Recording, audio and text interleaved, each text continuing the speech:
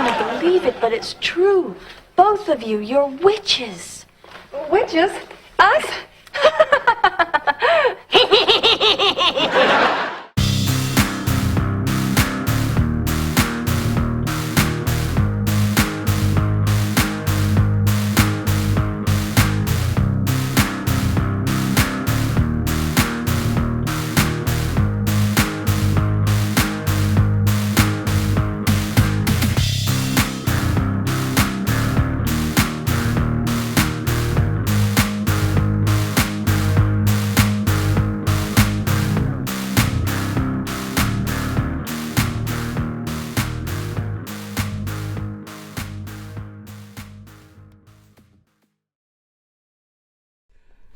Hey gang, it's me, Uncle Todd, and we're here to look at another unsold TV pilot, the Elvira Show from back in 1993. According to Cassandra Peterson, things were going great when she made the pilot. The network was really happy with it, and everything seemed to be going great, and she was like a shoo-in to have it go to series. And then an executive who hadn't been aware of it was passing by a screening room, heard some laughter, looked in, and threw a fit. Apparently, their network was no place for bosoms. And this has always been a problem for Cassandra Peterson's alter ego. People just seem to get upset about her cleavage, and while impressive, she makes so many jokes about it, it's kind of hard to take it seriously, but they're always prudes. And to be fair, there were a lot of jokes like this. I see big things in your future. Come back tonight and I'll give you my happy hour special. 2 for the price of 1. Oh! This is a bust! No, this is a bust. Oh yeah, there is that, but you gotta admit, those are pretty funny jokes. The setup for the show is that Elvira and her Aunt Minerva, played by TV royalty,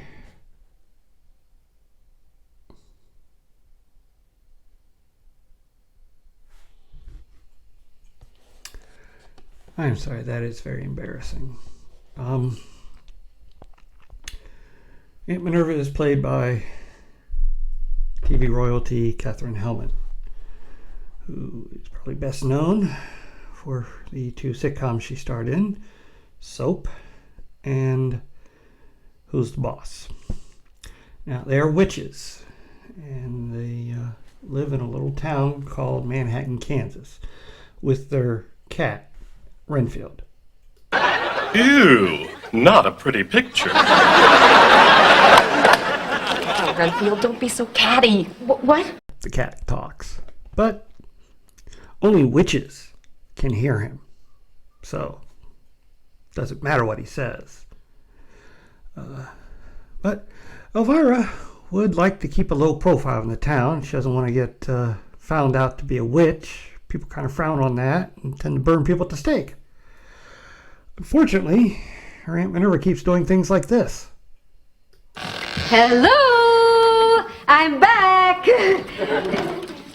Come in. Careful of the step. Yeah, people might notice that. To get into the story proper for the episode, Elvira makes a living as a psychic who also sells some extra things to help make ends meet. Now, for only $99.95, you can get my special deluxe love kit, guaranteed to give you a lifetime of matrimonial bliss with the man of your dreams. Oh, well, take it. Ooh, smart girl. And, wouldn't it be worth an extra $20 for him to be faithful? Definitely.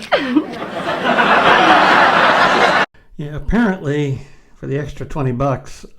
Not only does she get a potion, but she gets a candle that after she drinks the potion, she is to light the candle and dance around it naked. Okay. The next day, Elvira is visited by another customer who she takes a real liking to. So, you must be Elvira. No, I must be dreaming.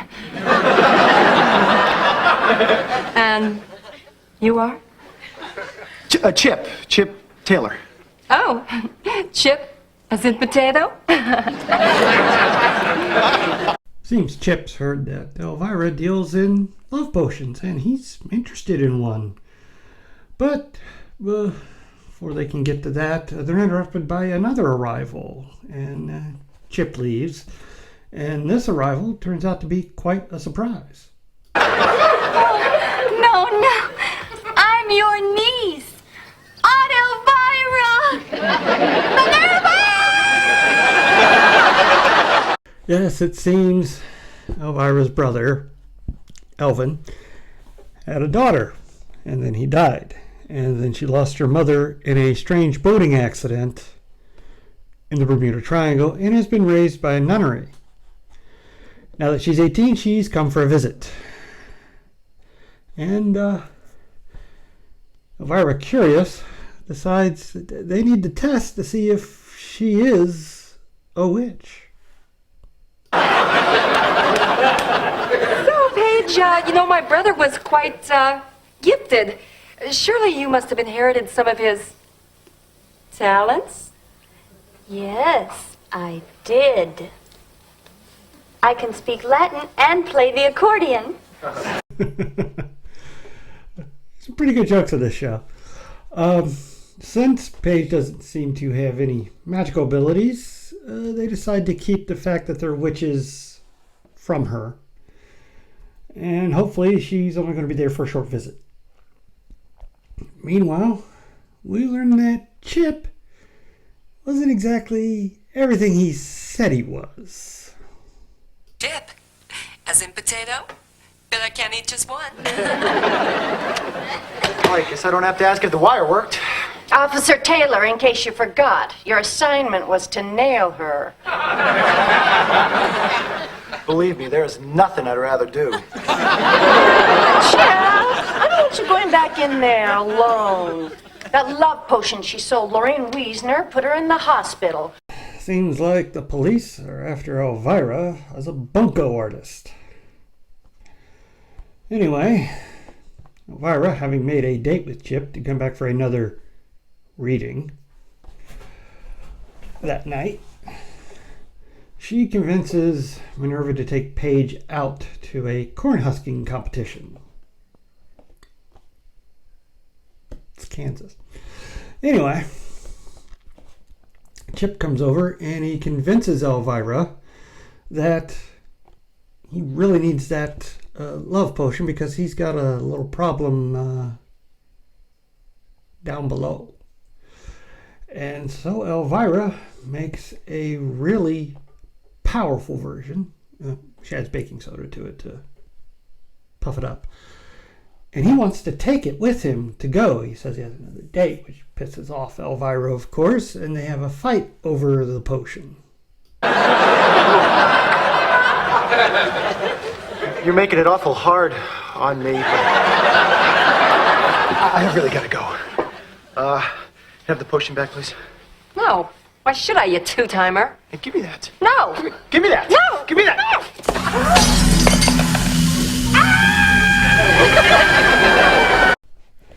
Yep, apparently that potion made him stiff as a board, which gets this from Renfield. Gosh, he's hard as a rock. Well, wasn't that the whole point? And about that time, Minerva and Paige are coming back, having won all the prizes at the corn husking competition. So Elvira disguises Chip by laying him flat, putting a sheet over him. when Paige goes to put their stuff away, she tells what happened to Minerva, who comes up with this brilliant response. Minerva, look at this. It's Chip. My love potion turned him stiff as a board. Well, wasn't that the whole point? I like recurring jokes like that.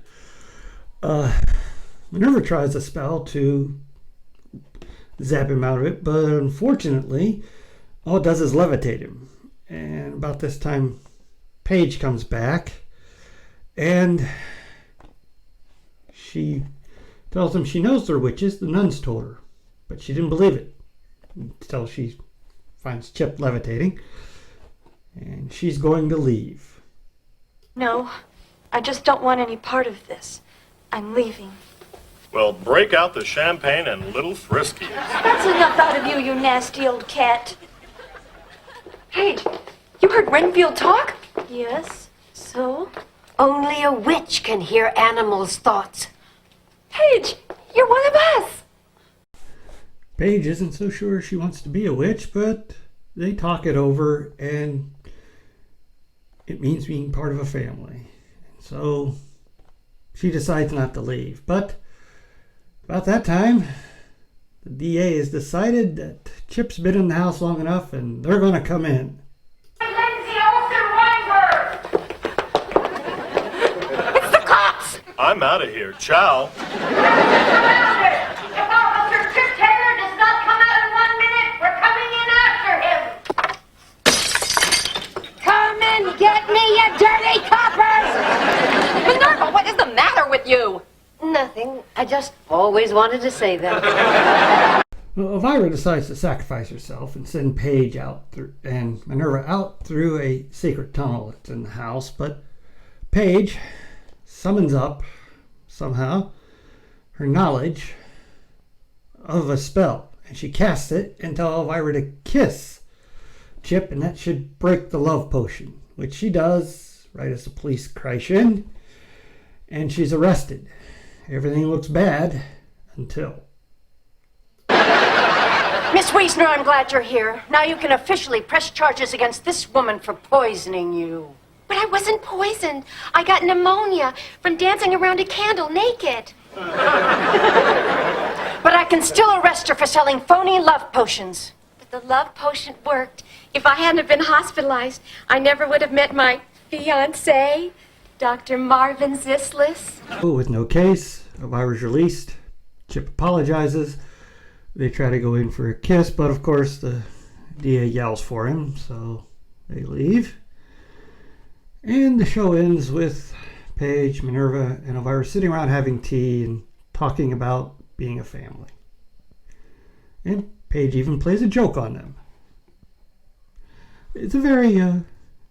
I liked this show. It's a shame it didn't go to series. I think it would have been very popular.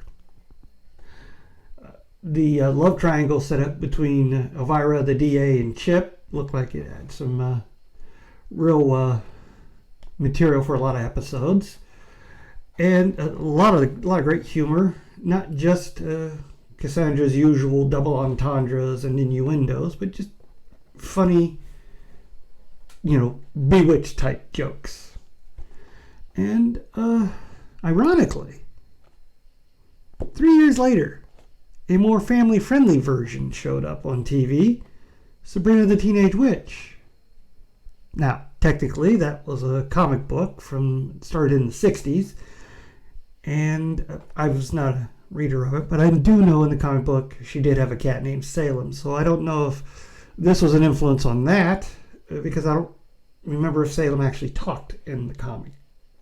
Probably did. It's an Archie comic. But I do find that interesting that 3 years after this pilot was canned for being too whatever it was, that Sabrina the Teenage Witch came out with a fairly similar setup of a young niece discovering she's a witch and then trying to navigate her teenage life while dealing with having powers. Which I'm pretty sure what the series of Elvira would have been like. Along with Elvira getting dates. But I really liked this pilot, and I think it would have been a big hit. Probably would have ran for 5 or 6 years. It's a shame that someone else didn't try to pick it up, but when it got canned, it got shelved. And bootlegging is the only way I think it ever came out. Because I don't know if Elvira actually retained... I mean, she has copyright on the character, but I don't know if she actually had the copyright of the show. But she did help produce it, so she might have. But still, very enjoyable and a shame. If you'd like more information about the show, definitely you should pick up her book, Yours Cruelly, Elvira. It details her life, and Cassandra had a very interesting life. I mean, she was a Las Vegas showgirl. She met Elvis and Tom Jones. She was a go-go dancer before that. She was a member of the Groundlings improv group.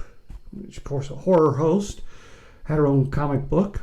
Was a horror host in a DC comic for a while, The House of Mystery, and had her own comic book. Wrote several young adult novels that I've read, and they're very funny too.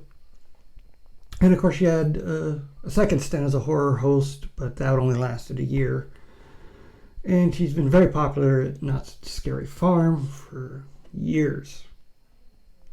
So, like I said, very interesting life. Well, that's all I got time for tonight. My next few TV reviews will, since we're heading into holiday season, will be more centered on holiday specials. So, look forward to that. And please hit like, share, and subscribe, and stay after for my favorite scene.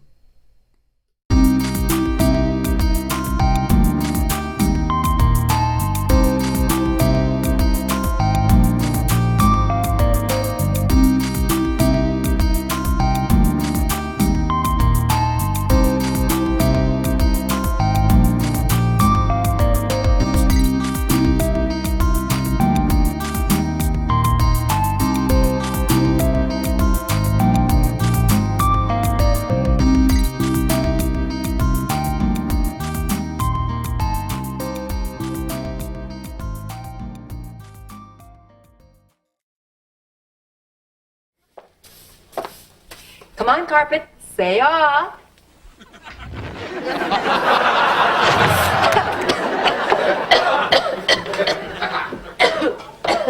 Oh, going somewhere, dear?